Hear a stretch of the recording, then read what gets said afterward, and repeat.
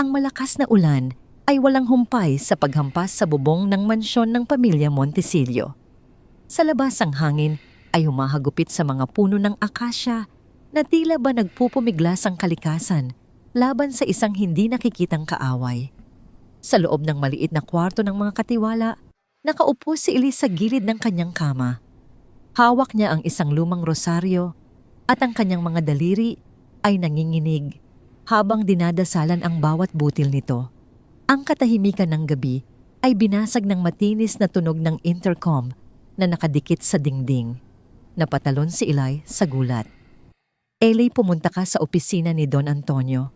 Ngayon din, ang utos ng boses mula sa kabilang linya, ito ay ang mayordomo at ang tono nito ay hindi nag-iiwan ng puwang para sa pagtanggi. Bumuntong hininga ng malalim si Ellie. Isinuot niya ang kanyang puting uniforme na kahit luma na ay plansado ng maayos. Sa bawat hakbang niya patungo sa pangunahing bahagi ng bahay, nararamdaman niya ang pagbigat ng kanyang dibdib. May kung anong masamang kutob ang bumabalot sa kanya, kasing dilim ng ulap sa labas. Pagpasok niya sa malaking pasilyo, sinalubong siya ng lamig na nanggagaling sa aircon at ang amoy ng mamahaling pabango na humahalo sa amoy ng lumang kahoy. Ang mga dingding ay napapalamutian ng mga larawan ng mga ninuno ng mga Montesillo na tila nakatingin sa kanya nang may paghuhusga. Nang buksan ng mayordomo ang pinto ng opisina, tumambad kay Ellie ang isang eksenang hindi niya inaasahan. Sa gitna ng silid, nakaupo sa kanyang malaking silyang gawa sa katad si Don Antonio. Ang matandang lalaki ay may matalim na tingin at ang kanyang mga kamay ay magkasalikop sa ibabaw ng makintab na mesa. Sa isang sulok, nakaupo sa isang sofa, si Angelica, ang kaisa-isang anak na babae ng Don. Nakayuko ito at ang kanyang mga balikat ay yumuyugyog sa tahimik na pag-iyak. Ngunit ang nakakuha ng atensyon ni Eli ay ang halata ng paglaki ng tiyan nito sa ilalim ng suot na maluwang na bestida. Sa kabilang banda naman ay nakatayo si Tita Pilar, ang kapatid ni Don Antonio. Nakahalukip-kip ito at may ngiting aso sa kanyang mga labi habang pinagmamasdan si Ellie mula ulo hanggang paa. Magandang gabi po, Don Antonio, Senyora Pilar, Ma'am Angelica. Bati ni Ellie nang nakayuko. Ang boses niya ay mahina at puno ng paggalang. Hindi sumagot si Don Antonio agad. Hinayaan niyang lumipas ang ilang sandali upang iparamdam kay Eli ang kanyang kapangyarihan. Pagkatapos ay itinapon niya ang isang brown na folder sa ibabaw ng mesa. Dumulas ito at huminto mismo sa harapan ni Eli. Buksan mo, utos ng Don. Nanginginig ang mga kamay ni Eli nang abutin niya ang folder. Sa loob nito ay mga resibo. Mga resibo mula sa ospital kung saan nakakonfine ang kanyang ina na may malubhang sakit sa bato. Ang halaga ay nakakahilo, isang halagang hindi niya kayang kitain kahit magtrabaho siya ng 10 taon. Bayad na ang lahat ng iyan, sabi ni Don Antonio. Ang boses niya ay malamig, walang bahid ng awa o kabaitan. Pati na ang dialysis ng nanay mo para sa susunod na 2 taon. Nanlaki ang mga mata ni Eli. Tumingin siya sa matanda, puno ng pagtataka at pasasalamat, ngunit may halong takot. Don Antonio, hindi ko po alam kung paano ko kayo pasasalamatan. Habang buhay po akong maglilingkod sa inyo. Huwag kang magpasalamat agad, binata. Singit ni Tita Pilar.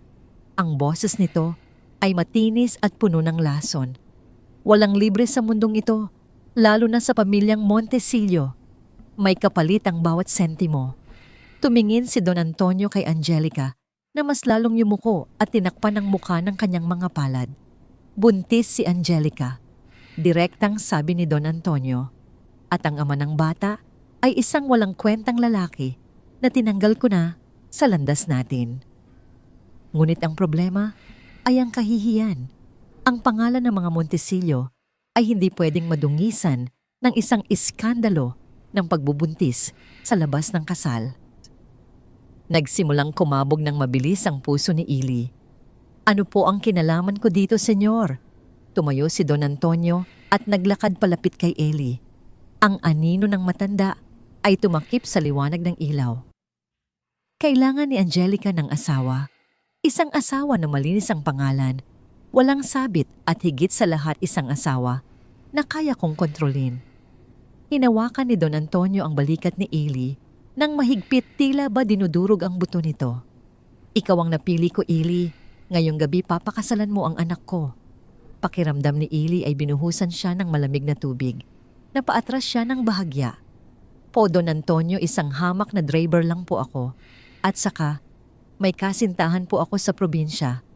Labag po ito sa Diyos at sa batas ng tao. Tumawa ng mapakla si Tita Pilar. Ang Diyos?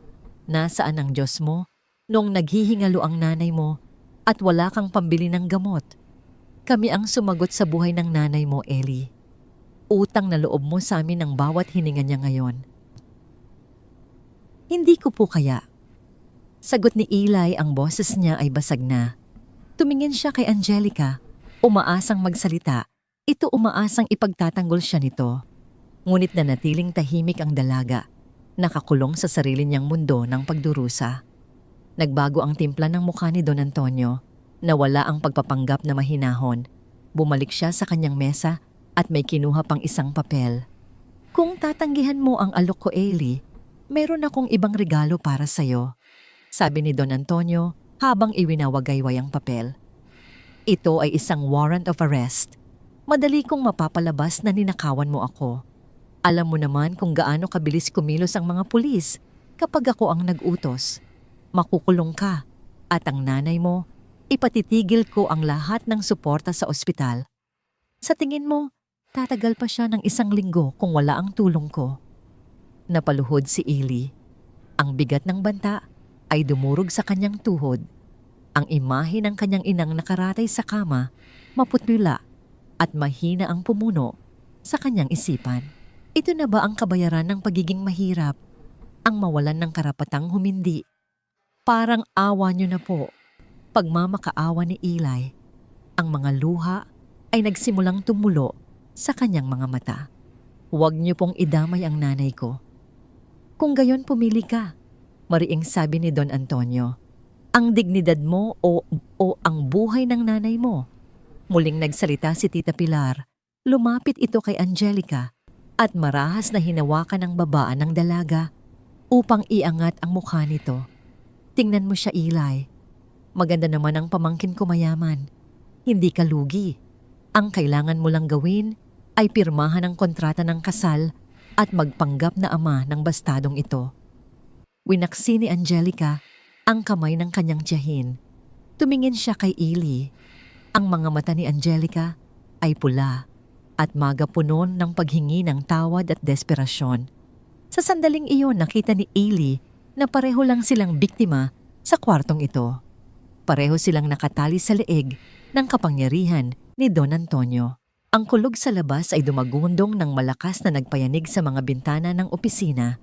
Dahan-dahang tumayo si Eli. Pinunasan niya ang kanyang mga luha gamit ang likod ng kanyang palad. Alam na niya ang sagot.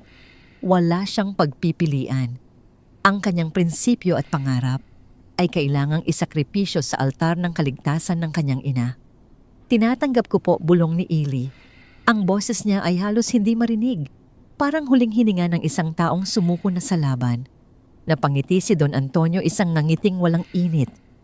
Mabuti. Nasa labas na ang pari. Huwag nating sayangin ang oras. Sa gabing iyon, sa gitna ng bagyo, ibinenta ni Eli ang kanyang kaluluwa, hindi sa dyablo, kundi sa isang amang handang gawin ang lahat para sa huwad na karangalan. Ang maluwang na sala ng mansyon ay mabilis na binago upang maging isang pansamantalang altar. Ang mga antigong muebles ay itinabi sa gilid at isang mahabang mesang natatakpan ng puting tela ang inilagay sa gitna. 2 malalaking kandila ang nagbibigay ng kakarampot na liwanag habang ang chandelier sa itaas ay sadyang pinatay upang hindi makatawag ng pansin sa labas. Nakasuot si Eli ng isang barong Tagalog na halatang luma na at medyo naninilaw sa kwelyo. Ipinahiram ito sa kanya ng mayordomo at bagamat malinis naman masikip ito sa kanyang malalapad na balikat na sanay sa pagbubuhat ng mabibigat. Pakiramdam niya ay isa siyang aktor sa isang dulang trahedya. Suot ang costume na hindi kanya gumaganap ng papel na hindi niya ginusto. Sa kabilang banda, si Angelica ay nakasuot ng isang simpleng puting bestida na abot hanggang tuhod. Wala itong palamuti, walang kinang. Ang tanging palamuti niya ay ang belo na tumatakip sa kanyang mukha.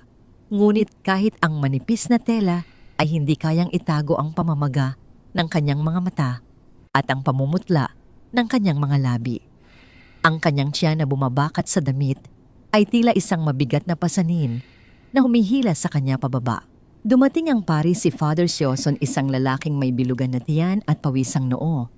Kilala ito ni Eli bilang paring madalas tumanggap ng donasyon mula kay Don Antonio. Hindi ito tumingin sa mata ni Eli o ni Angelica. Binuksan nito ang kanyang Biblia nang mabilisan, tila ba nagmamadali siyang matapos ang transaksyon bago pa magbago ang ihip ng hangin. Magsimula na tayo. Utos ni Don Antonio habang nakatayo sa gilid, hawak ang isang baso ng whiskey. Ang kanyang mukha ay walang emosyon, parang nanonood lang ng isang business deal na isinasara. Si Tita Pilar ay nakaupo sa isang silyon sa di kalayuan.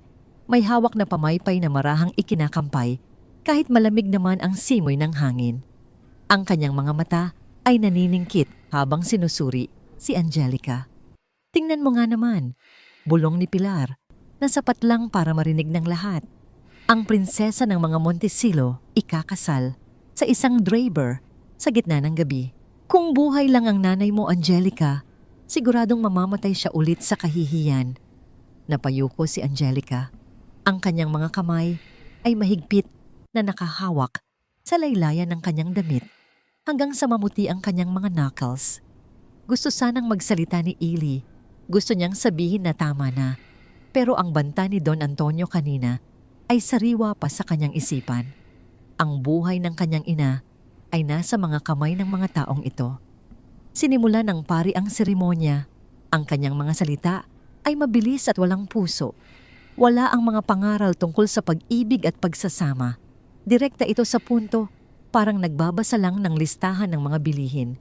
Ang tunog ng ulan sa bubong ay sumasabay sa mabibigat na paghinga ni Angelica. Bawat kulog ay nagpapatalon sa kanya sa gulat. Ikaw, Elias Santos, sabi ng pari, hindi man lang inaangat ang tingin mula sa libro. Tinatanggap mo ba si Angelica Montecillo bilang iyong legal na asawa sa hirap at ginhawa sa sakit at kalusugan? Tumingin si Elisa Cruz na nakapatong sa mesa. Huminga siya ng malalim, pilit na pinapakalma ang nanginginig na dibdib. Opo, Father, tinatanggap ko po. At ikaw, Angelica Montecillo, baling ng pari sa babae. Bago pa man makasagot si Angelica, muling nagsalita si Tita Pilar. Tumayo ito at naglakad palapit sa kanila. Kunwari ay inaayos ang bulaklak sa mesa, pero ang sadya niya ay mang-insulto. Siguraduhin mong sasagot ka ng oo, Hija, sabi ni Pilar, nang may ngiting puno ng lason. Wala nang ibang tatanggap sa isang babaeng may bit-bit na souvenir mula sa kung kani-kaninong lalaki. Pasalamat ka at may isang hampas lupang pumulot sa'yo. Humikbi si Angelica. Ang tunog ng kanyang pag-iyak ay umalingaw-ngaw sa tahimik na silid. Ang kanyang mga balikat ay nanginig. Pilar, tumahimik ka. Saway ni Don Antonio, pero ang tono niya ay walang diin. Hindi niya talaga pinipigilan ng kapatid. Hinahayaan niya itong saktan si Angelica bilang bahagi ng parusa. Sinasabi ko lang ang totoo. Kuya, depensa ni Pilar. Ayokong isipin niya na ang kasal na ito ay isang premyo. Ito ay parusa sa pagiging malandi. Sa puntong yon, parang may naputol na pisi sa loob ni Eli. Hindi siya mayaman, hindi siya makapangyarihan. Pero pinalaki siya ng kanyang ina na may respeto sa kababaihan. Ang makita ang isang buntis na babae na tinatapakan ng sarili niyang kadugo ay hindi niya kayang tiisin. Nang akmang hahakbang si Angelica palapit sa pari para sumagot sadya at pasimpleng inapakan ni Tita Pilar ang mahabang laylayan ng belo ni Angelica. Bumuntong hininga si Angelica nang maramdaman ang paghatak sa kanyang ulo. Nawalan siya ng balanse. Ang kanyang katawan na mabigat dahil sa pagbubuntis ay humapay patalikod. Ang tunog ng pagaspas ng tela ay narinig sa buong kwarto. "Angelica!" Sigaw ni Eli. Sa isang iglap kumilos si Eli. Hindi bilang isang driver kundi bilang isang lalaki. Mabilis niyang sinalo si Angelica bago pa man ito bumagsak sa matigas na sahig na gawa sa Nara. Ang kanyang mga braso ay mahigpit na pumulupot sa likod at braso ng dalaga, inililigtas. Hindi lang si Angelica, kundi pati na rin ang batang nasa sinapupunan nito. Nanlaki ang mga mata ni Tita Pilar. Hindi niya inaasahan ang bilis ng kilos ni Eli. Inalalayan ni Eli si Angelica na tumayo ng maayos. Nanginginig ang buong katawan ng babae. Ang mukha ay namumutla sa takot at kahihiyan. Dahan-dahang tinanggal ni Eli ang belo mula sa pagkakabuhol sa sapatos ni Tita Pilar. Ang pinong tela ay napunit ng bahagya lumilikha ng tunog na parang pusong nawasak. Pagkatapos tumingin si Eli kay Tita Pilar, wala siyang sinabing salita. Pero ang kanyang mga matang sanay, sa hirap sanay sa gutom at sanay sa pang-aapi, ay nagliyab sa galit. Tinitigan niya ang matandang babae ng diretso isang bagay na bawal gawin ng isang katulong sa kanyang amo. Sa tinging iyon, ipinarating niya ang isang mensahe. "Subukan mong saktan siya ulit at kalilimutan kong senyora ka." Natigilan si Pilar. Napalunok siya at bahagyang umatras, tila nasindak sa tapang ng driver. Bumaling si Eli kay Angelica. Ang kanyang boses ay mahina ngunit matatag. "Ayos ka lang ba, ma'am?" Tumango si Angelica habang tumutulo ang luha, hindi makapaniwala na ang taong binayaran para pakasalan siya ay siya ring taong sumalo sa kanya. "Ituloy niyo na, Father," sabi ni Eli nang hindi tumitingin kay Don Antonio. "Gusto na naming matapos ito." Nagmamadaling tinapos ng pari ang seremonya.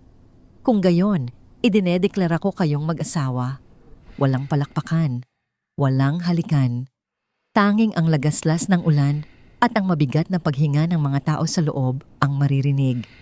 Lumapit si Don Antonio at inabot ang isang folder na naglalaman ng marriage contract. "Pirmahan niyo yan. Pagkatapos umakyat na kayo sa kwarto. Ayokong makita ang mga pagmumukha niyo hanggang bukas ng umaga." Kinuha ni Eli ang mamahaling ballpen. Mabigat ito sa kanyang kamay. Pumirma siya Elias Santos. Sa tabi nito nanginginig na pumirma si Angelica. Sa papel na yon ang kanilang mga pangalan ay magkatabi, pero ang kanilang mga puso ay milya-milya ang layo sa isa't isa. "Umalis na kayo," utos ni Don Antonio.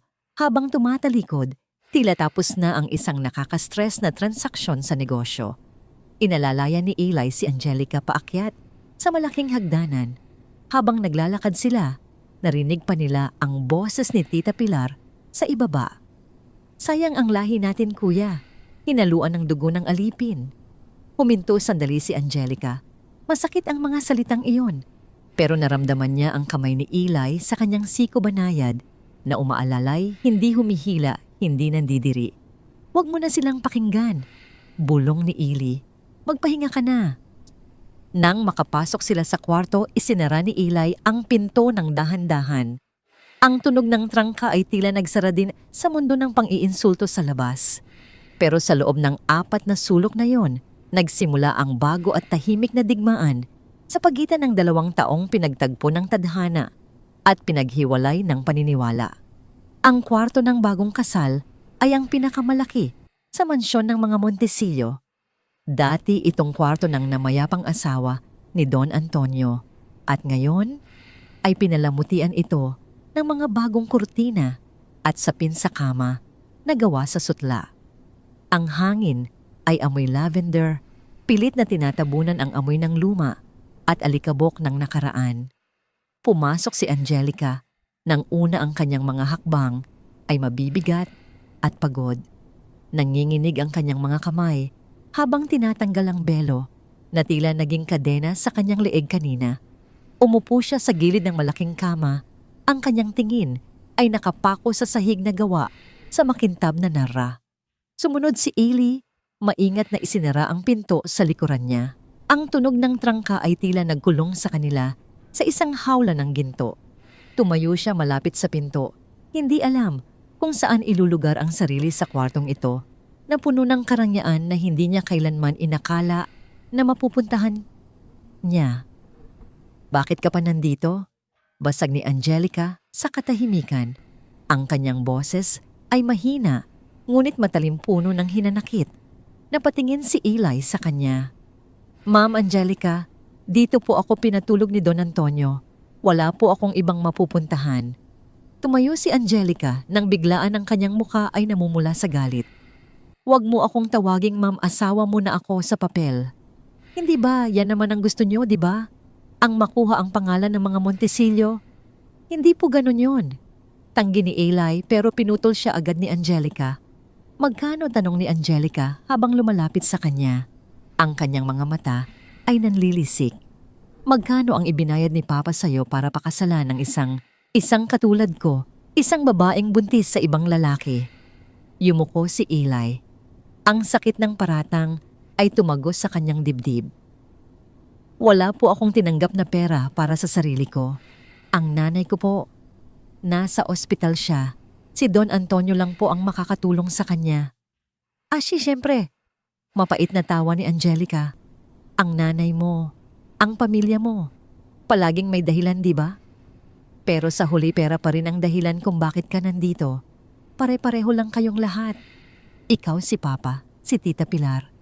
Lahat kayo ginagamit niyo ako para sa sarili niyong kapakanan. Kumuha si Angelica ng isang unan mula sa kama at ibinato ito kay Eli.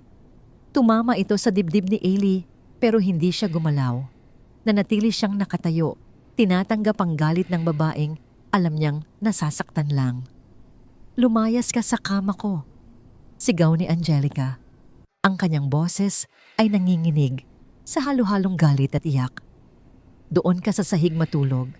Hindi ka karapat-dapat na tumabi sa akin. Pinulot ni Eli ang una na nahulog sa sahig. Tumingin siya kay Angelica nang diretso sa mata.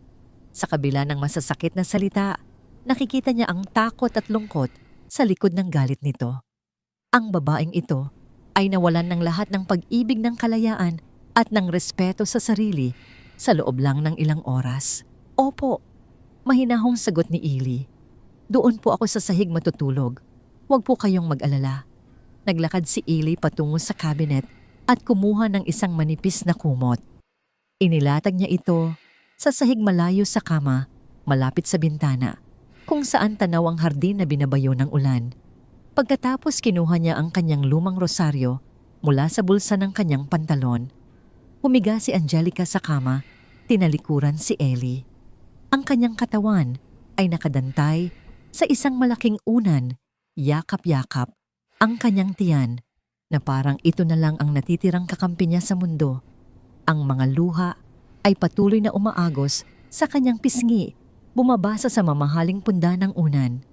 Sa sahig, lumuhod si Eli. Sa dilim ng kwarto ang tanging liwanag ay nanggagaling sa kidlat na paminsan-minsang gumuguhit sa langit. Sinimulan niyang dasalin ang rosaryo. Ang kanyang mga labi ay gumagalaw ng walang tunog. Ipinagdarasal niya ang kanyang ina, ang kanyang sarili, at higit sa lahat, ang babaeng umiiyak sa kama at ang sanggol na nasa sinapupunan nito. Lumipas ang ilang oras, ang ulan ay humina na naging ambon na lang na humahalik sa bintana. Nagising si Angelica sa gitna ng gabi dahil sa uhaw. Ang kanyang lalamunan ay tuyo mula sa kakaiyak.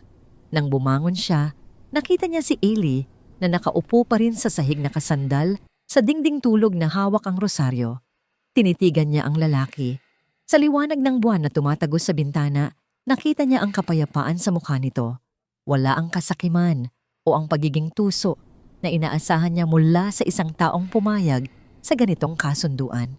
Ang nakikita niya ay pagod-pagod ng isang taong nagtatrabaho ng marangal, pagod ng isang anak na nag-aalala sa magulang.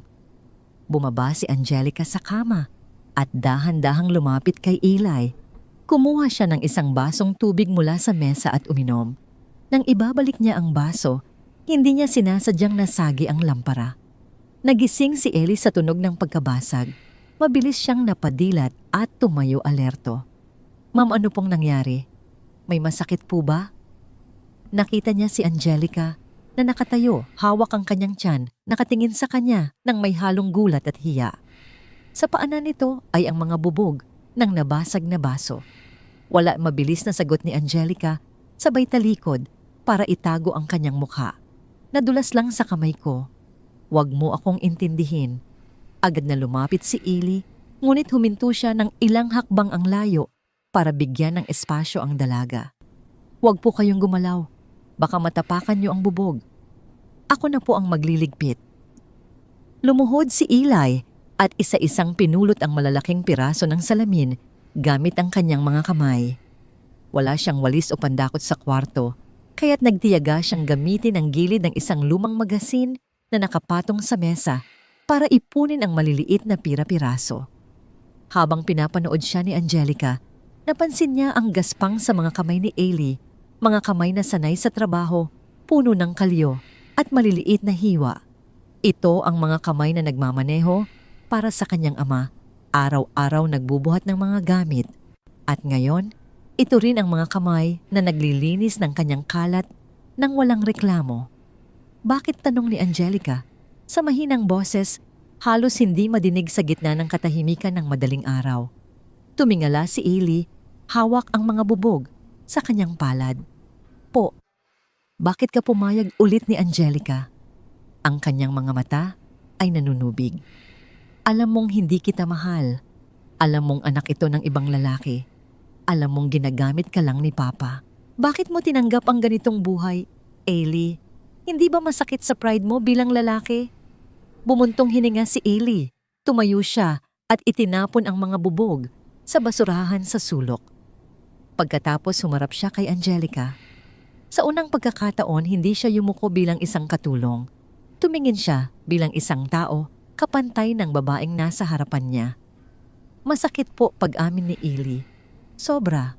Pero mas masakit po ang mawalan ng nanay dahil lang sa wala akong pera. Naglakad siya palapit sa bintana at tumingin sa labas kung saan nagsisimula nang sumikat ang araw.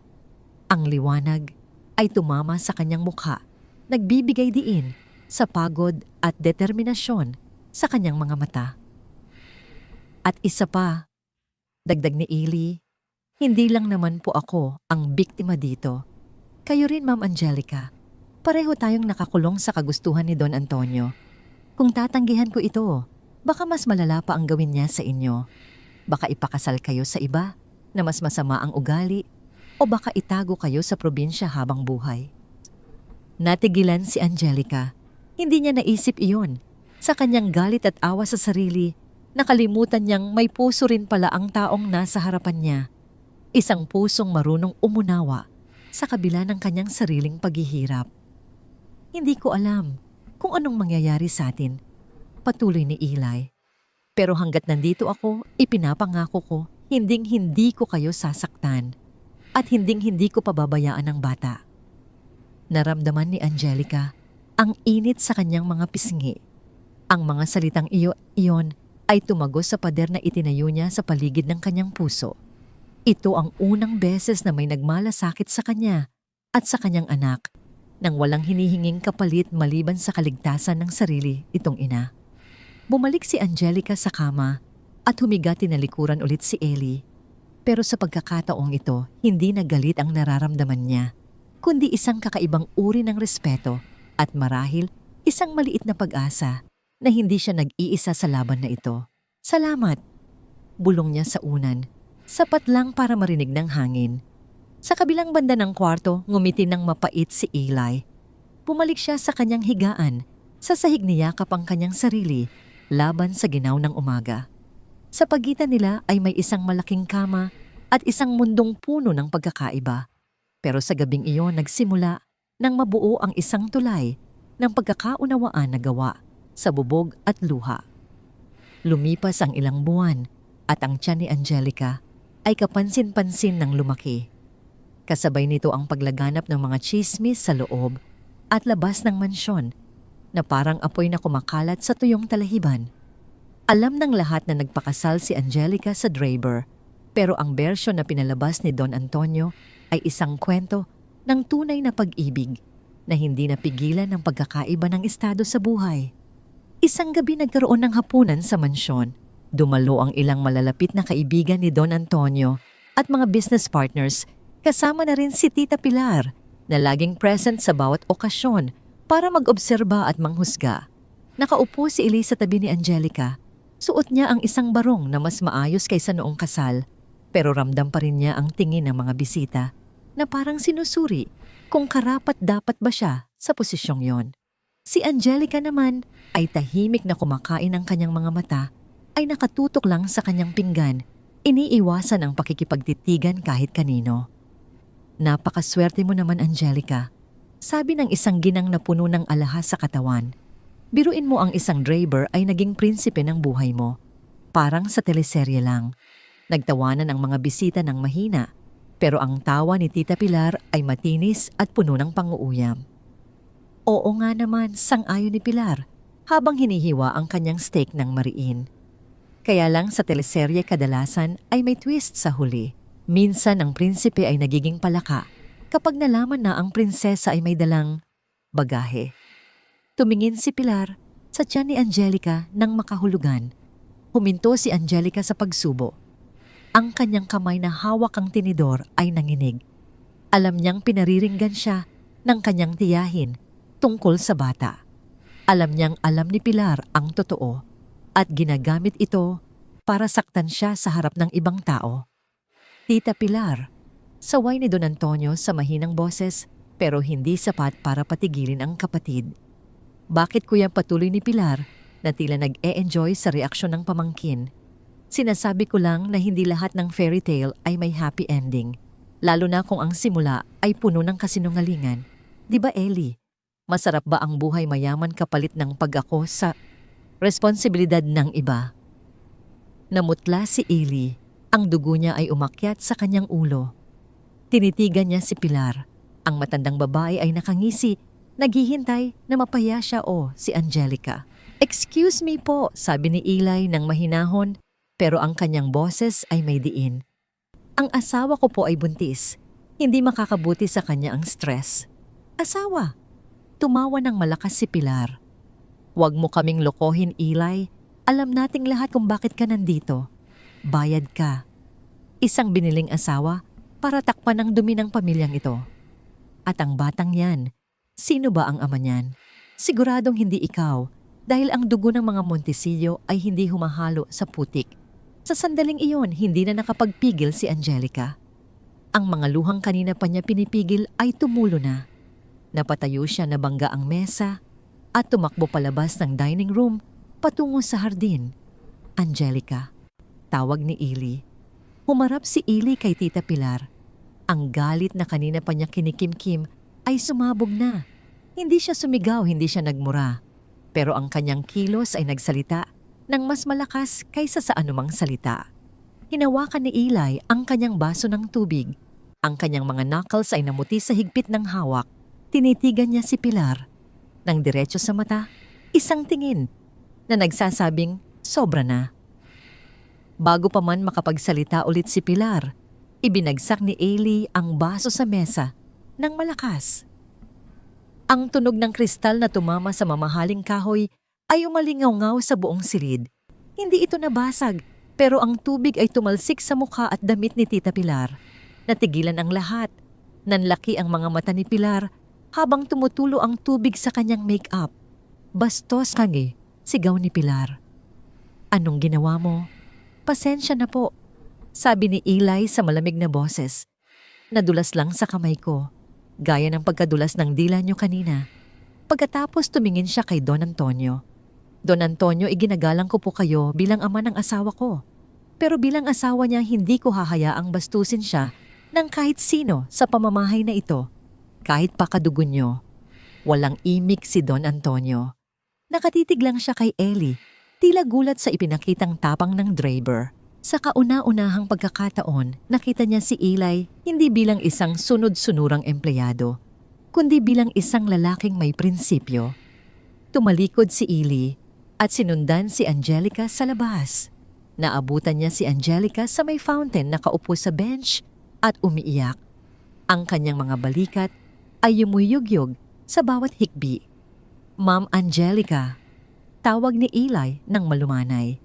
Nag-angat ng tingin si Angelica. Ang kanyang mukha ay basang-basa ng luha. "Bakit mo ginawa yon?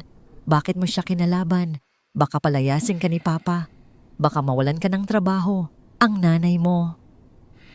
Umupo si Eli sa tabi niya pero nag-iwan ng sapat na distansya bilang respeto. Hindi po mahalaga kung mawalan ako ng trabaho, sagot ni Eli. Ang mahalaga ay naipagtanggol ko kayo. Wala pong karapatan ng sinuman na tawaging putik ang anak niyo. Ang bata ay walang kasalanan. At kayo, wala rin kayong kasalanan na nagmahal kayo. Natigilan si Angelica. Sa loob ng maraming buwan sinisisi niya ang sarili. Pakiramdam niya ay isa siyang malaking pagkakamali.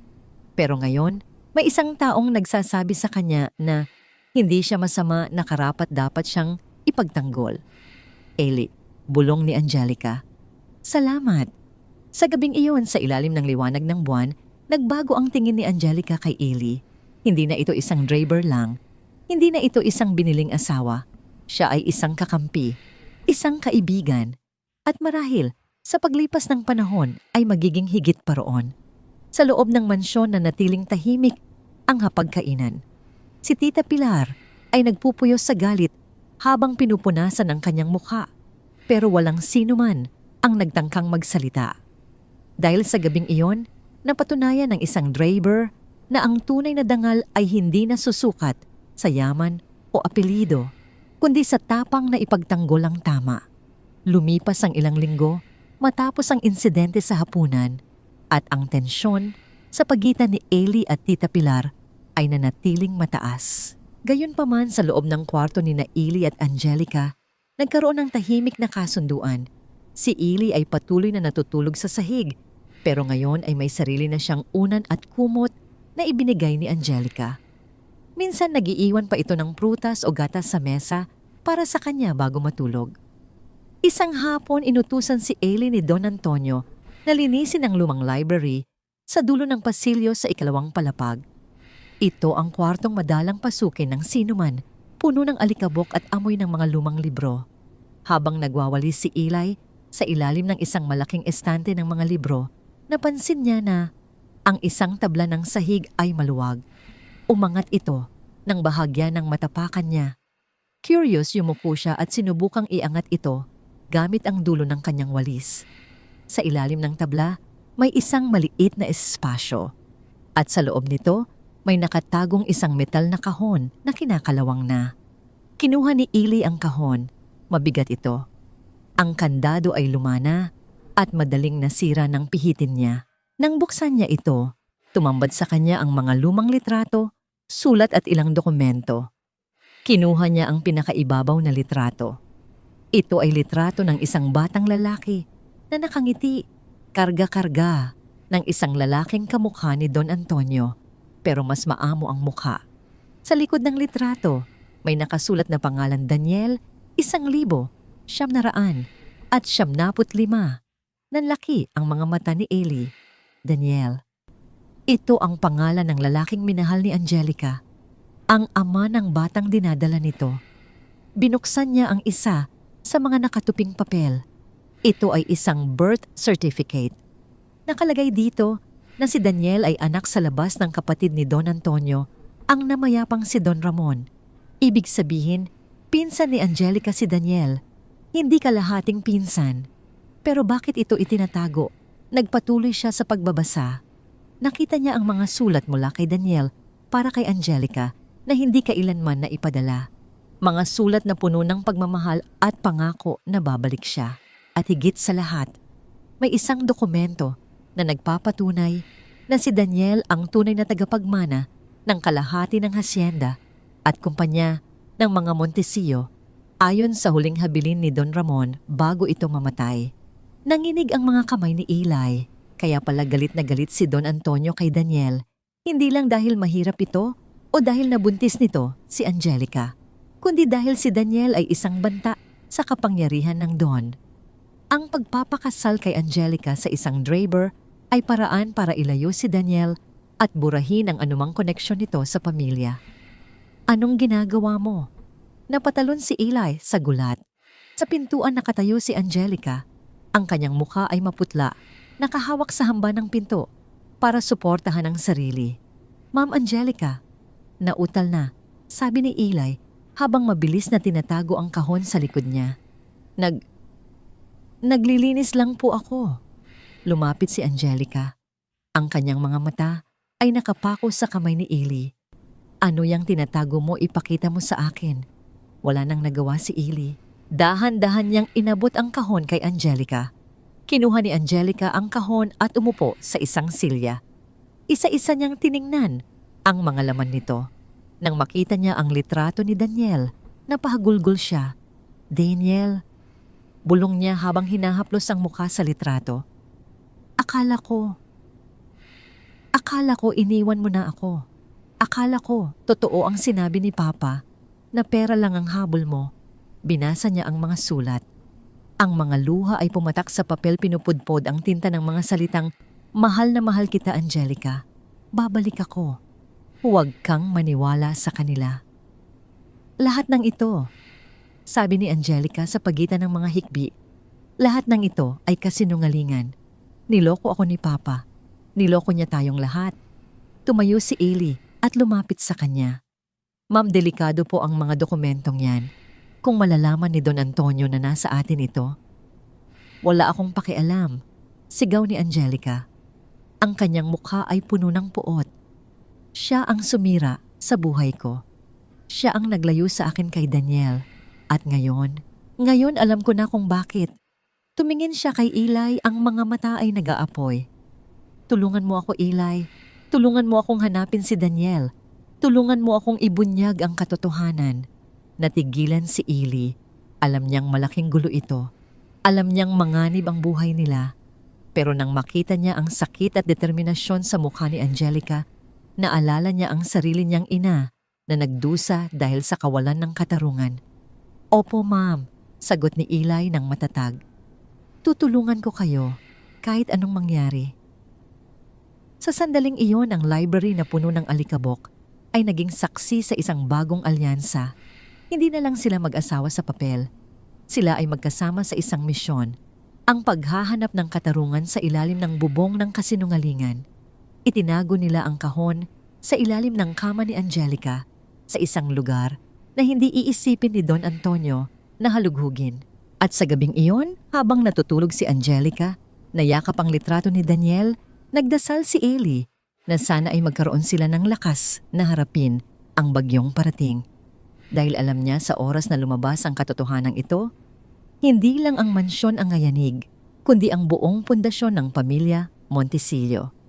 Ang buong mansyon ay nakabalot sa dilim dahil sa brownout na dulot ng isang bagyong nagngangalang Yolanda. Ang mga kandila ay nagkalat sa pasilyo, nagbibigay ng anino na sumasayaw sa dingding. Sa labas ang hangin ay humahagulgol na parang isang babaeng nagdadalamhati. Sa kwarto ni Angelica, ang katahimikan ay binasag ng kanyang daing. Napahawak siya sa kanyang tiyan habang nakahiga. Ang sakit ay biglang dumating matindi at walang babala. Aray, sigaw niya. Eli. Mabilis na bumangon si Eli mula sa kanyang higaan sa sahig. Ma'am Angelica, ano pong nangyayari? Manganganak na ako. Nanlaki ang mga mata ni Eli. Agad siyang tumakbo palabas ng kwarto para tumawag ng tulong. Pero wala ni isang tao sa pasilyo. Ang mga katulong ay nasa kani-kanilang quarters dahil sa bagyo. Bumalik siya sa loob at binuhat si Angelica. Kailangan na po nating pumunta sa ospital. Kapit lang po kayo. Eli, masakit. Umiiyak na, sabi ni Angelica habang nakakapit sa leeg ni Eli. Binuhat niya ito pababa ng hagdan. Ang bawat hakbang ay mabigat at madulas dahil sa tubig na pumapasok mula sa bintana.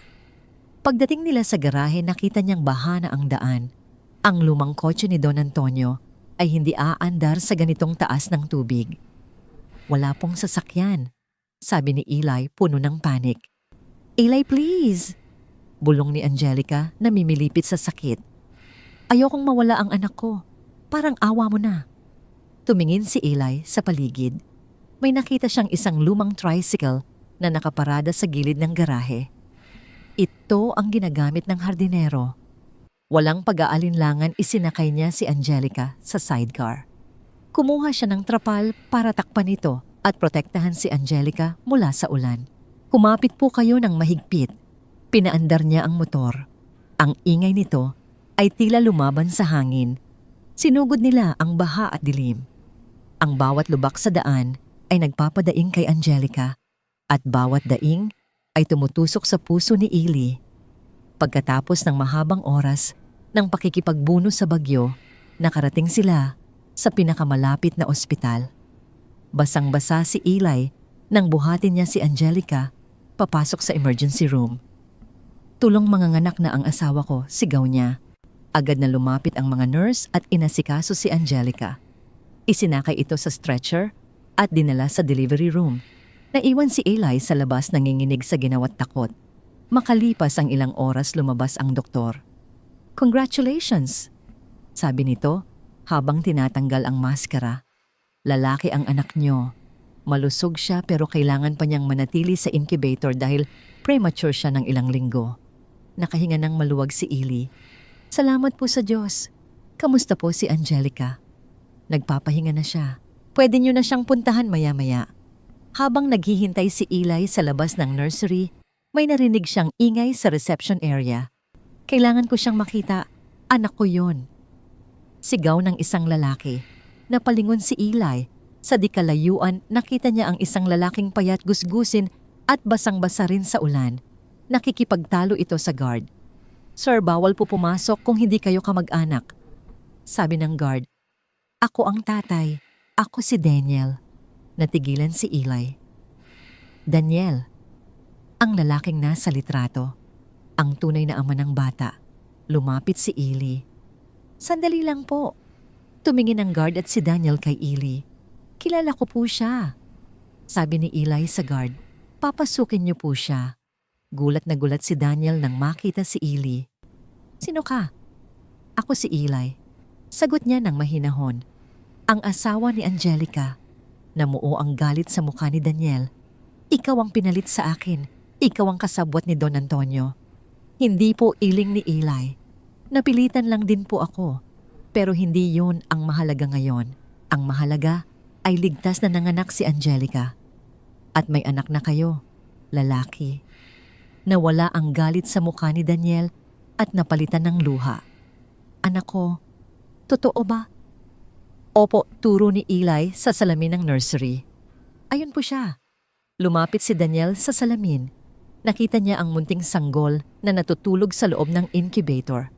Ang kanyang mga kamay ay napahawak sa salamin, tila gustong hawakan ng anak. "Anak ko," bulong ni Daniel habang umiiyak. "Patawarin mo ako kung wala ako sa tabi ng nanay mo noong ipinanganak ka." Pinanood ni Eli ang eksena mula sa likod. May kirot sa kanyang dibdib pero alam niyang ito ang tama. Ito ang pamilyang pinaghiwalay ng kasinungalingan. Biglang bumukas ang elevator.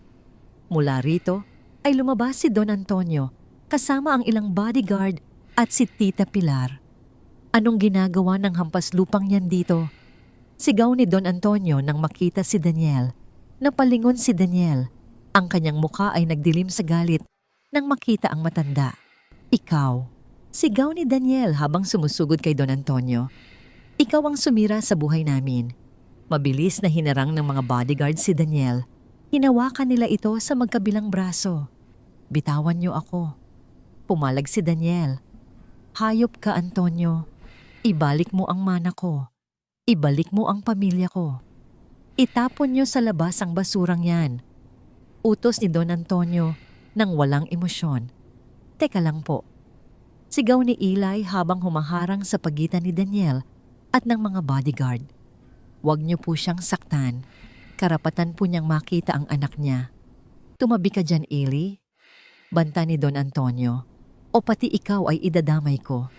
Hindi po ako aalis." Matigas na sabi ni Eli.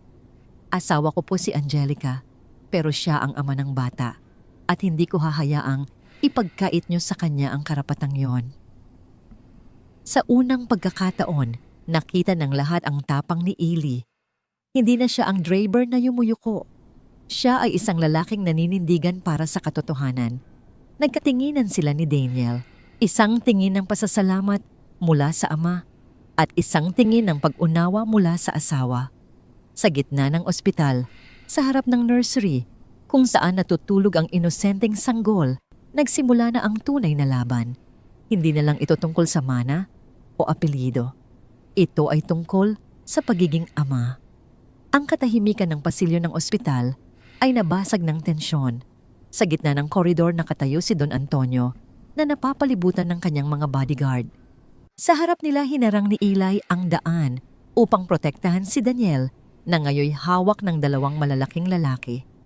Ang mga mata ni Don Antonio ay nanlilisik sa galit habang si Tita Pilar naman ay nakatayo sa gilid, nakangisi, na tila nasisiyahan sa palabas. Bitawan niyo siya. Sigaw ni Eli, ang kanyang boses ay umaalingaw-ngaw sa buong palapag. Wala kayong karapatang saktan siya dito. Tumabi ka, Eli. Mariing utos ni Don Antonio. Huwag mong kalimutan kung sino ang nagpapakain sa'yo at nagpapagamot sa nanay mo. Isang salita ko lang, puputulin ko ang lahat ng tulong sa pamilya mo. Natigilan si Eli. Ang banta ay tumama sa kanyang pinakahinang punto. Ang kanyang mga kamao ay nakakuyom sa gilid nanginginig sa pagpigil ng galit. Tumingin siya kay Daniel na ngayon ay may pasa na sa pisngi dahil sa pagpupumiglas. Huwag mo akong intindihin, Eli. Sabi ni Daniel nang may hirap. Gawin mo ang tama para sa nanay mo. Sanay na akong lumaban mag-isa. Ngunit sa halip na tumabi, mas lalong pinatatag ni Eli ang kanyang tayo. Hindi, Don Antonio. Hindi niyo ako matatakot ngayon. Dahil alam ko na ang totoo. Alam ko na ang tungkol sa mana ni Daniel. Alam ko na ang tungkol sa kasalanan niyo kay Don Ramon. Nanlaki ang mga mata ni Don Antonio. Ano? Maging si Tita Pilar ay napatigil sa pagpaypay. Ang nangisi sa kanyang muka ay napalitan ng gulat. Alam ko na po ang lahat. Patuloy ni Eli ang kanyang boses ay mas matapang na ngayon. Ang mga dokumento sa ilalim ng sahig sa library, ang birth certificate, ang last will and testament, nasa akin na po ang mga kopya. Sinungaling, sigaw ni Don Antonio. Wala kang ebidensya. Subukan niyo po akong saktan o ang pamilya ko, banta ni Eli, at ipapadala ko ang mga dokumentong yun sa media at sa korte. Sisiguraduhin kong malalaman ng buong Pilipinas kung paano niyo ninakawan ang sarili niyong pamangkin. Namutla si Don Antonio. Ang kanyang kapangyarihan ay biglang naglahos harap ng katotohanang hawak ng isang hamak na draper. Sa gitna ng komprontasyon, bumukas ang pinto ng delivery room. Inilabas si Angelica na nakasakay sa wheelchair, akay-akay ng isang nurse. Ang kanyang mukha ay maputla at pagod, pero nang makita niya si Daniel, nabuhayan siya ng loob. Daniel, tawag niya ng mahina. Napalingon si Daniel. Nang makita niya ang babaeng mahal niya, nakalimutan niya ang sakit ng katawan. Angelica! Nagpumigla si Daniel mula sa mga bodyguard. Sa pagkakataong ito, hindi na siya pinigilan ni Don Antonio. Ang matanda ay masyadong natulala sa revelasyon ni Eli. Tumakbo si Daniel palapit kay Angelica at lumuhod sa harap ng wheelchair nito. Hinawakan niya ang kamay ng dalaga at hinalikan ito ng paulit-ulit. Ang mga luha ay tumulo sa kanilang mga pisngi. Patawarin mo ako, Angelica. Umiiyak na, sabi ni Daniel. Patawarin mo ako kung wala ako sa tabi mo. Nandito ka na, sagot ni Angelica habang hinahaplos ang mukha ni Daniel. Ang mahalaga, nandito ka na. Tumingin si Angelica kay Eli at ngumiti ng may pasasalamat. Salamat, Eli. Tumangulang si Eli. Alam niyang ito ang tamang gawin kahit pa nangangahulugan ito ng panganib para sa kanya. Umalis na kayo. Utos ni Don Antonio sa kanyang mga tauhan. Ang kanyang boses ay mahina at nanginginig. Umuwi na tayo. Pero kuya, protesta ni Tita Pilar. Sabi ko, umuwi na tayo. Sigaw ni Don Antonio. Tumalikod ang matanda at naglakad palayo kasunod ang kanyang mga alipores. Alam niyang talo siya sa gabing ito, pero alam din ni Eli na hindi pa tapos ang laban. Ito ay simula pa lang ng mas malaking digmaan. Nang makaalis na ang mga kontrabida, naiwan sina Eli, Daniel at Angelica sa pasilyo. Ang nurse ay tahimik na nanonood, Hindi alam kung ano ang gagawin. Ella, sabi ni Daniel habang tumatayo. Hindi ko alam kung paano kita pasasalamatan. Iniligtas mo kami. Wala yon, sagot ni Eli. Gawin niyo lang po ang tama para sa anak niyo. Siya ang pinakamahalaga ngayon. Inabot ni Daniel ang isang brown envelope kay Eli. Ito ang mga orihinal na dokumento na nakuha ko mula sa bangko kanina bago ako pumunta dito. Ipinagkatiwala ko ito sa iyo. Ikaw lang ang pinagkakatiwalaan ko ngayon. Kinuha ni Eli ang envelope. Makakaasa po kayo. Babalik ako bukas kasama ang abogado. Pangako ni Daniel kay Angelica. Kukunin ko kayo ng bata. Lalayo tayo dito. Bubuo tayo ng pamilya na malayo sa kasamaan nila. Tumango si Angelica puno ng pag-asa. Maghihintay ako. Hinalikan ni Daniel ang noo ni Angelica bago nagpaalam. Mahal na mahal kita. Pinanood ni Eli si Daniel na maglakad palayo. May kung anong bigat sa kanyang dibdib. Isang pakiramdam na hindi niya maipaliwanag. Tila ba ito na ang huling beses na makikita nila ang lalaking iyon? Eli amo, tawag ni Angelica. Okay ka lang ba? Tumingin si Eli sa kanya at ngumiti ng pilit. Opo ma'am, okay lang po ako. Magpahinga na po kayo. Babantayan ko po kayo at ang baby. Sa gabing iyon sa loob ng kwarto ng ospital, habang natutulog si Angelica at ang sanggol hindi mapakali si Eli. Hawak niya ang envelope na ibinigay ni Daniel. Ang nilalaman nito ay ang susi sa kalayaan ni na Angelica at Daniel at ang katapusan ng paghahari ni Don Antonio. Pero sa likod ng kanyang isipan, naroon pa rin ang takot. Takot sa kung ano ang kayang gawin ng isang desperadong tao para mapanatili ang kapangyarihan. Umaga na nang magising si Angelica. Ang sikat ng araw ay sumisilip sa kortina ng ospital, ngunit sa halip na magdala ito ng pag-asa, tila ba may dalang masamang balita ang liwanag na yon. Si Eli ay nakaupo sa silya sa tabi ng kama, gising na gising, at halatang hindi natulog buong gabi. Hawak pa rin niya ang envelope na ibinigay ni Daniel. Elise, tawag ni Angelica sa mahinang boses. Nakausap mo na ba si Daniel? Sabi niya, babalik siya ngayong umaga kasama ang abogado. Tumingin si Eli sa kanya. Ang kanyang mga mata ay mapula at puno ng lungkot. Hindi siya makasagot agad. Ang bigat ng balitang dala niya ay parang bato sa kanyang lalamunan. Ma'am, panimula ni Eli, may tumawag po kanina sa cellphone ko. Pulis po. Kinabahan si Angelica. Bakit anong nangyari? Nahuli ba siya ni Papa? Umiling si Eli. Lumapit siya sa kama at hinawakan ng kamay ni Angelica ng mahigpit. Ma'am, kailangan niyo pong magpakatatag para sa baby. Sabihin mo na. Sigaw ni Angelica, ang kanyang boses ay nanginginig sa takot. Naaksidente po ang sasakyan ni Sir Daniel kagabi. Sabi ni Eli ng diretsahan. Bumangga po sa isang truck sa highway. Dead on arrival po siya sa ospital. Nanlaki ang mga mata ni Angelica. Ang mundo niya ay biglang tumigil. Ang mga salitang iyon ay parang patalim na tumusok sa kanyang puso. Hindi totoo yan. Kakausap ko lang sa kanya kagabi. Nangako siya na babalikan niya kami. Nagsimulang umiyak si Angelica ng malakas. Ang kanyang mga hagulgol ay pumuno sa kwarto. Gusto niyang tumayo, gusto niyang tumakbo, papunta kay Daniel. Pero pinigilan siya ng dextrose na nakakabit sa kanyang braso at ng panghihina ng kanyang katawan. Ma'am, tama na po. Makakasama po sa inyo. Pag-alo ni Eli habang niyayakap siya para pakalmahin. Pinatay nila siya. Sigaw ni Angelica sa gitna ng iyak. Alam ko pinatay siya ni Papa, hindi aksidente. Yon. Pinatay nila ang ama ng anak ko. Sa sandaling iyon, bumukas ang pinto. Pumasok si Don Antonio kasama si Tita Pilar at ilang pulis. Ang mukha ng matanda ay seryoso, pero sa mga mata nito ay wala kang makikitang lungkot. Anong ingay ito? Tanong ni Don Antonio sa malamig na boses. Ikaw duro ni Angelica sa kanyang ama. Ikaw ang may gawa nito? Masaya ka na ba? Patay na si Daniel. Wala na ang kaisa-isang taong nagmamahal sa akin ng totoo. Lumapit si Don Antonio sa kama. Huwag kang magbintang ng walang ebidensya, Angelica. Aksidente ang nangyari. Lasing ang driver ng truck.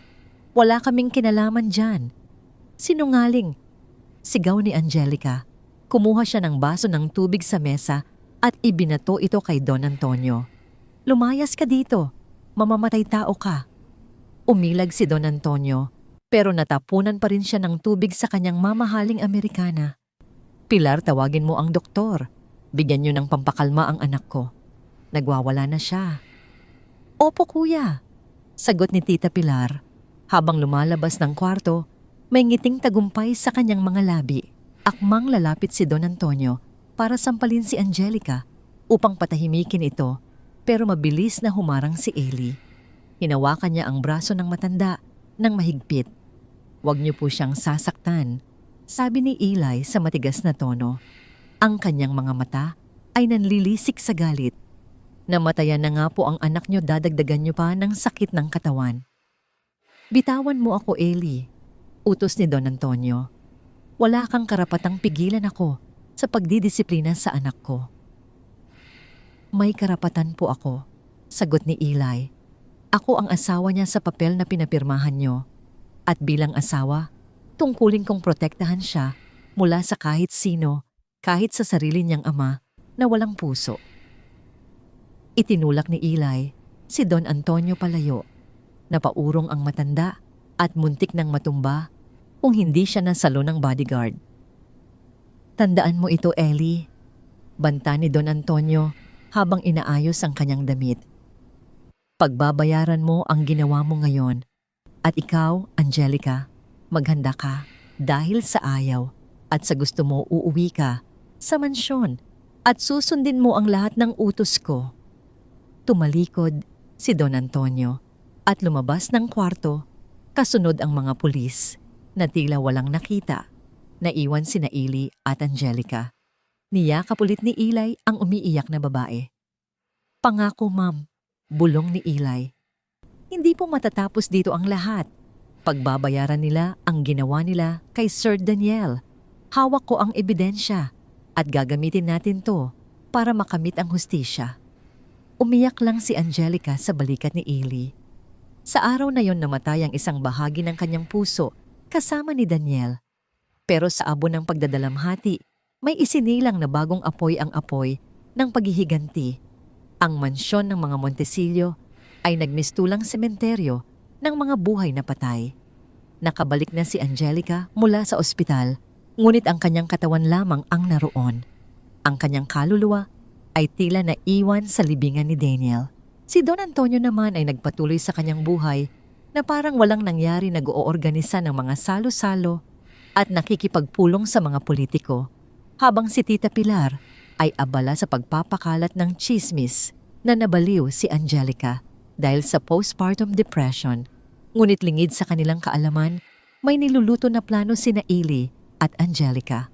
Ang envelope na ibinigay ni Daniel bago ito mamatay ay naglalaman ng mga bank records, emails at recording ng mga usapan na nagpapatunay na si Don Antonio ang nag-utos na sabotahihin ang preno ng sasakyan ni Daniel.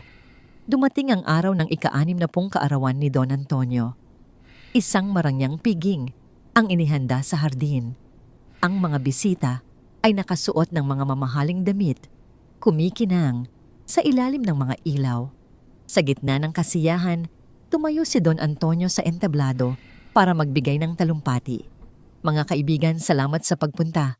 Ang gabing ito ay patunay ng tagumpay at pagkakaisa ng pamilya Montesillo.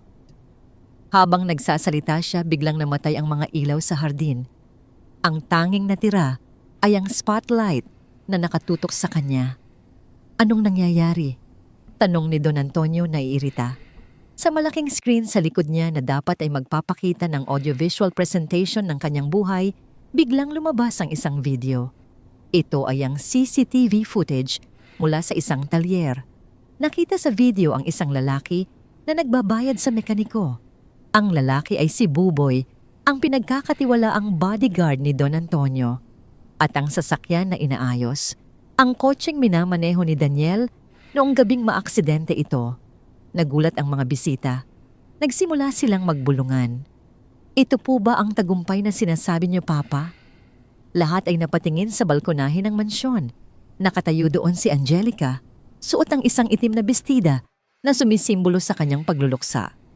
Sa tabi niya ay si Ellie, hawak ang mikropono. "Angelica?" Sigaw ni Don Antonio. "Itigil mo yan. Bumaba ka dito." "Hindi na ako matatakot sa'yo." Sagot ni Angelica, ang kanyang boses ay nanginginig, ngunit puno ng galit. "Pinatay mo ang ama ng anak ko. Pinatay mo ang lalaking mahal ko para lang sa pera at kapangyarihan. Sinungaling!" Sigaw ni Tita Pilar habang tumatakbo paakyat ng hagdan para pigilan sila. "Huwag kayong maniwala sa baliw na yan." Pagdating ni Pilar sa balkonahe, akmang aagawin na niya ang mikropono kay Ellie. Pero mabilis na kumilos si Angelica.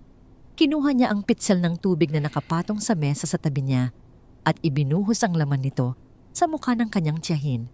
"Gising na, Tita Pilar!" Sigaw ni Angelica habang basang-basa si Pilar. "Wala nang maniniwala sa mga kasinungalingan niyo." Natigilan si Pilar, tumutulo ang tubig sa kanyang muka habang pinapanood ng lahat sa ibaba. Sa screen nagpatuloy ang video. Narinig ang boses ni Don Antonio sa isang recording. "Siguraduhin niyong hindi na makakarating si Daniel sa ospital. Gawin niyong mukhang aksidente." Ang katahimikan sa hardin ay nakabibingi. Ang mga bisita na kanina ay pumapalakpak kay Don Antonio, ngayon ay nakatingin sa kanya ng may pandidiri at takot. Namutla si Don Antonio. Napahawak siya sa kanyang dibdib. Ang stress at galit ay nagdulot ng matinding paninikip ng kanyang puso. "Papa!" Tawag ni Angelica nang makita niyang bumagsak ang kanyang ama sa entablado. Nagkagulo ang mga tao. Ang mga waiter at bodyguard ay nagtakbuhan para tulungan si Don Antonio. "Tumawag kayo ng ambulansya!" Sigaw ng isang bisita. Sa itaas ng balkonahe, pinanood nina Ellie at Angelica ang pagbagsak ng higante. Walang saya sa kanilang mga mukha, tanging ang bigat ng hustisya na matagal nang inaasam. "Tapos na!" Bulong ni Ellie habang hinahawakan ang kamay ni Angelica. "Oh!" Sagot ni Angelica habang tumutulo ang luha sa kanyang pisngi. "Para kay Daniel." Sa gabing iyon, ang mansyon ng mga Montesillo ay hindi na simbolo ng kapangyarihan, kundi ng isang imperyong gumuho dahil sa sarili nitong kasalanan. At sa gitna ng kaguluhan, dalawang tao ang nakatayo. Hindi bilang amo at katulong, kundi bilang mga survivor ng isang digmaang walang nanalo. 5 taon na ang lumipas mula nang gumuho ang imperyo ng mga Montesillo sa mismong hardin ng kanilang mansyon. Ang gabing iyon ay nag-iwan ng malalim na pilat sa pamilya, ngunit ito rin ang naging simula ng paghilom. Si Don Antonio ay nakaligtas mula sa matinding stroke, ngunit ang presyo ng kanyang buhay ay ang kanyang kalayaan at lakas. Ngayon nakakulong siya sa kanyang kwarto, nakaupo sa isang silyang de gulong at kalahati ng kanyang katawan ay paralisado. Ang lalaking dating nagmamando sa lahat ay ngayon umaasa na lamang sa tulong ng mga caregiver. Hindi siya nakulong sa rehas dahil sa kanyang kondisyon sa kalusugan at sa mga teknikalidad ng batas, ngunit ang kanyang pangalan at reputasyon ay tuluyan ng nawasak sa lipunan. Si Tita Pilar naman ay umalis ng bansa makalipas ang iskandalo. Dala ang kakarampot na perang, naisalba niya, pinili niyang magtago sa kahihihiyan kaysa harapin ang pang-aasar ng mga dati niyang kaibigan sa alta sosyedad. Samantala, sa isang probinsya sa labas ng Maynila, malayo sa ingay at intriga ng syudad, isang simpleng bahay na gawa sa kahoy at bato ang nakatayo malapit sa isang maliit na eskwelahan. Sa beranda ng bahay nakaupo si Ellie habang nagbabasa ng mga lesson plan. Nakasuot siya ng simpleng polo shirt at ang kanyang mukha ay maaliwalas, malayo sa pagod at takot na bumalot sa kanya noon. Isa na siyang ganap na guro sa pampublikong paaralan, isang pangarap na natupad matapos siyang pag-aralin at suportahan ng perang ibinigay ni Angelica bago sila formal na maghiwalay ng landas. Tumigil ang isang itim na SUV sa tapat ng bahay. Bumaba mula rito si Angelica, suot ang isang kaswal ngunit eleganteng damit. Ang kanyang nangiti ay payapa, walang bahid ng puot o pighati na dati niyang daladala. Sa kanyang tabi ay isang 5 taong gulang na batang lalaki tumatakbo nang mabilis papasok sa bakuran. Tito Eli, Tito Eli. Tawag ng bata, ang boses ay puno ng pananabik. Inilapag ni Eli ang kanyang mga papel at sinalubong ang bata ng isang mahigpit na yakap. Binuhat niya ito at inikot sa ere. "Kamusta? Ang pinakagwapong inaanak ko?" Tanong ni Eli habang tumatawa. "Ang laki-laki mo na ah. Kamukhang kamukha mo na ang Papa Daniel mo." "Nag-drawing po ako sa school kahapon." Pagmamalaki ng bata. "Sabi ni Mama, ibigay ko raw po sa inyo." Kinuha ni Eli ang nakatuping papel mula sa maliit na kamay ng bata. Nang buksan niya ito, nakita niya ang isang makulay na drawing ng 3 tao, isang babae, isang bata, at isang lalaking may hawak na libro. Sa ibaba nakasulat ang "Thank you, Tito Eli."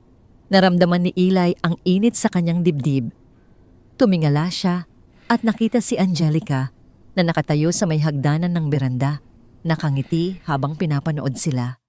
"Magandang hapon, Ma'am Angelica." Bati ni Eli, bagamat may halong biro ang pagtawag niya rito ng ma'am. Tumawa ng mahina si Angelica. "Ilang beses ko bang sasabihin sa'yo, nakalimutan mo na ang Ma'am Angelica na lang, Eli. Wala na tayo sa mansyon." Umupo sila sa mga silyang gawa sa ratan sa beranda, habang ang bata ay masayang nakikipaglaro sa aso ni Eli sa bakuran. Nagtimpla si Eli ng kape at inihain ito kasama ang ilang tinapay na binili niya sa kanto. "Kamusta na ang buhay dito?" tanong ni Angelica habang humihigop ng kape. "Mukhang hiyang na hiyang ka sa hangin ng probinsya." "Masaya po," sagot ni Eli ng may sinseridad. "Tahimik. Nakakapagturo ako ng mga bata, nakakatulong sa komunidad. At ang nanay ko, masaya na rin siya bago siya nawala noong nakaraang taon. Nasaksihan niyang nakapagtapos ako." Napayuko ng bahagya si Angelica. "Sana nandoon ako nung burol ng nanay mo. Pasensya na kung naging masyadong abala ako sa pag-aayos ng kumpanya at sa kaso ni Papa." "Naiintindihan ko po," ngiti ni Eli. "Ang mahalaga na gawa niyo ang tama. Nabalitaan ko na ibinigay niyo ang malaking bahagi ng shares ng kumpanya sa isang foundation para sa mga naulila. Masaya siguro si Sir Daniel kung nasaan man siya ngayon." Tumingin si Angelica sa malayo sa direksyon kung saan naglalaro ang kanyang anak. "Ginawa ko lang kung ano ang nararapat. Ang yaman na nanggaling sa panloloko ay hindi kailanman magbibigay ng kapayapaan. Gusto kong lumaki ang anak ko na malinis ang pangalan na walang bitbit na sumpa mula sa nakaraan." Nagkaroon ng komportabling katahimikan sa pagitan nila. Walang ilangan, walang pilit na pag-uusap. Sila ay 2 taong pinagbuklod ng isang trahedya, nagkasama sa isang huwad na kasal, at lumabas mula rito bilang tunay na magkaibigan. Matapos ang insidente sa kaarawan ni Don Antonio, nagkasundo silang ipawalang bisa ang kanilang kasal. Naiintindihan ni Angelica na may sariling buhay na dapat buuin si Eli, at alam din ni Eli na ang puso ni Angelica ay mananatiling pag-aari ni Daniel. Ang kanilang paghihiwalay ay puno ng respeto at pasasalamat. "Eli," basag ni Angelica sa katahimikan. Lumingon siya kay Eli, ang kanyang mga mata ay nagpapahiwatig ng malalim na pasasalamat. "Hindi ko yata nasabi sa'yo ng maayos noon. Pero salamat. Salamat dahil sa lahat ng taong pwedeng bilhin ni Papa. Para maging asawa ko, ikaw ang napili niya. Kung ibang tao ang nandoon, baka tuluyan na akong nabaliw. Niligtas mo ako." Umiling si Eli. "Hindi po ako ang nagligtas sa inyo, Angelica. Kayo ang nagligtas sa sarili niyo noong pinili niyong lumaban para kay Daniel at sa anak niyo. Ako, naging tulay lang po ako." Ngumiti si Angelica at inabot ang kamay ni Eli. Pinisil ito ng marahan. Isang pisil ng 2 magkaibigang nagkakaintindihan kahit walang maraming salita. "Uuwi na kami." Paalam ni Angelica nang magsimulang lumubog ang araw. Tinawag niya ang kanyang anak na tumakbo palapit kay Eli para magmano at yumakap muli. "Balik po kami ulit, Tito Eli," sigla ng bata. "Hihintayin ko kayo," sagot ni Eli habang ginugulo ang buhok ng bata. Pinanood ni Eli ang pag-alis ng sasakyan hanggang sa mawala ito sa paningin niya. Ang kalangitan ay nagkukulay kahel at lila, isang magandang pagtatapos sa isang mahabang araw. Huminga ng malalim si Eli. Wala na ang mabigat na pakiramdam sa kanyang dibdib. Wala na ang takot, ang utang na loob na sumasakal at ang pagpapanggap. Sa kauna-unahang pagkakataon, mula nang tumuntong siya sa mansyon ng mga Montesillo, naramdaman niya ang tunay na kahulugan ng kalayaan. Pumasok siya sa loob ng kanyang maliit na bahay, handa nang harapin ang bukas, hindi bilang isang alipin ng pagkakataon, kundi bilang isang taong may hawak ng sarili niyang tadhana.